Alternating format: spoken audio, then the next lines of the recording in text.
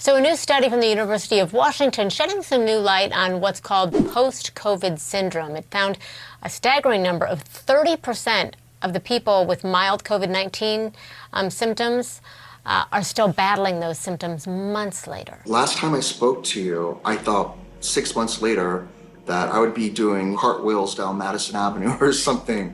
I've been on steroids, I have been on anti-inflammatories, I have been on antivirals, and nothing is fixing it. These people aren't just suffering from fatigue or malaise or whatever, but they actually have a very real disease. Dr. Sanjay Gupta, CNN, reporting. So, I just, I'm sorry, this will be hard for me to get through.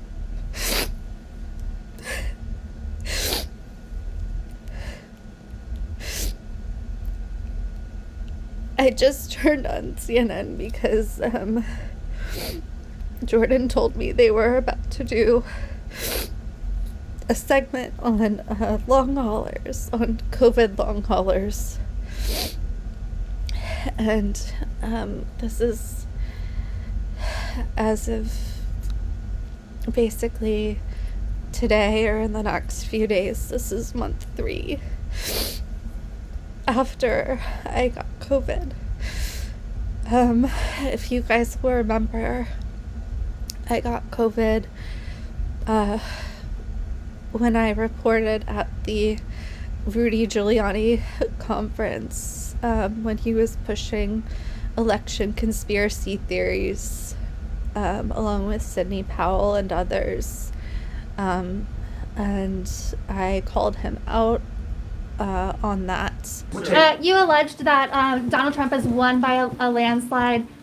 We've seen that a lot of your lawsuits and in fact lawyers have been kind of dropping like flies. What do you say to those people who call this a Russiagate 2.0? During the press conference, and then it was later revealed that his son had COVID, and then several others ended up getting COVID from that press conference, including me. I don't want to rehash all of that. I've done videos on that. But here we are. That was back in November. That conference was November 19th. It's now, I think it's February 20th. Yeah, it's February 20th. And I'm not better. I'm obviously, if you saw my videos, like, I can obviously talk now. When this first happened, my shortness of breath was so bad I couldn't really talk, and things were obviously much worse back then.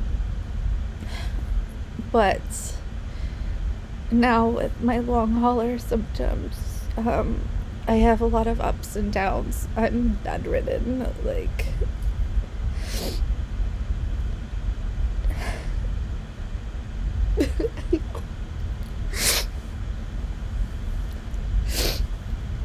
I don't want this to be a pity party for me, but it's hard. I missed Thanksgiving with my kids. I missed my birthday with my kids. I missed Christmas with my kids. I missed New Year's with my kids because I was quarantined. The doctors told me to get out of quarantine, I needed to be fever-free for 48 hours and to have a negative test. So I finally achieved that at some point in January. So I broke quarantine at that point, and I finally was able to hug my kids, and that was magnificent, and I felt such hope. But then, I think I had 6 days or something without a fever. And then it came back, and it hasn't left. I don't know what it is today. It comes and goes. I might not have one right now. I feel hot, so I probably do. It's not high. It's a low-grade fever. It's, it's gotten back up to like 99.7. So we're not talking like 101 degree fever or whatever. Even at the height of like the worst of COVID, for me, it got up to like 100 point something. So there's that. The worst, you know, I still have the coughing. The worst for me though is like, even on my good days, I'm definitely not 100%, but most days it's a real exhaustion where it's not just feeling tired, but it's like my entire body. It's like my bone, I don't know how to describe it, like my bones feel tired, like every part of me. Basic tasks are too hard. Like, it exhausts me to brush my teeth sometimes, to take a bath or anything. When I feel well enough, Jordan and I are working on another Flint story. I feel bad, like I'm trying to pull my weight. I want to work as hard as I can for Flint. Those people deserve it. They deserve justice, and here I am because of stupid Rudy Giuliani and these idiots who don't believe in wearing masks or holding safe press conferences. These stupid COVID deniers who put us in unsafe conditions, and because I felt the need for America and not to like hold myself up or toot my own horn, but I was literally the only journalist who called him out on his conspiracy theories and the fact that they were trying to overturn a democratic election. And look where that got us, you know, an insurrection. Because the media is too cowardly to have called this stuff out all along.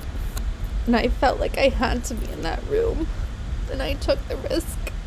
I wore a mask, of course, but we were packed all tight together in this really small room. And here I am, sick with COVID and a long hauler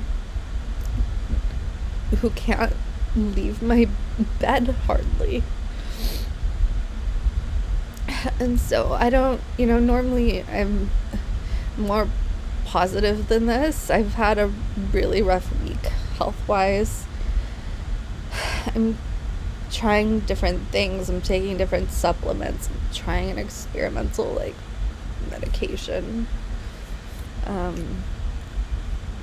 But that CNN segment just, I guess it triggered me. I don't know. Is my life over? I'm 36 and I wanted to travel the country and help people through my journalism. I wanted to keep reporting for the people of Flint.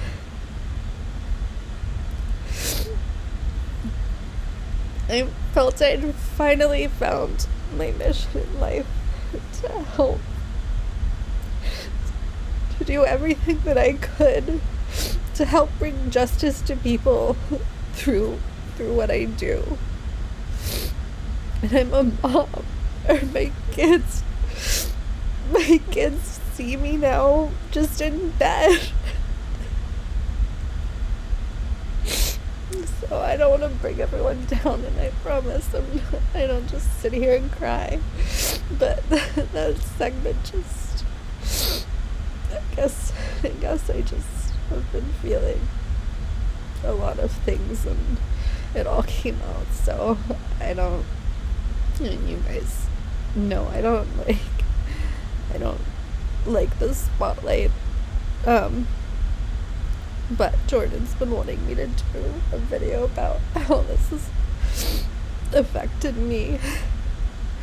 So I don't know if this will be a members video or if we'll do something else with it, but this is how.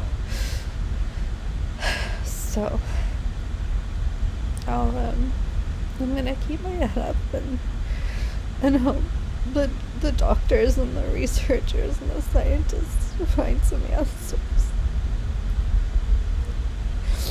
Obviously not just for me, but there's so many people dealing with this and suffering. So, alright, bye.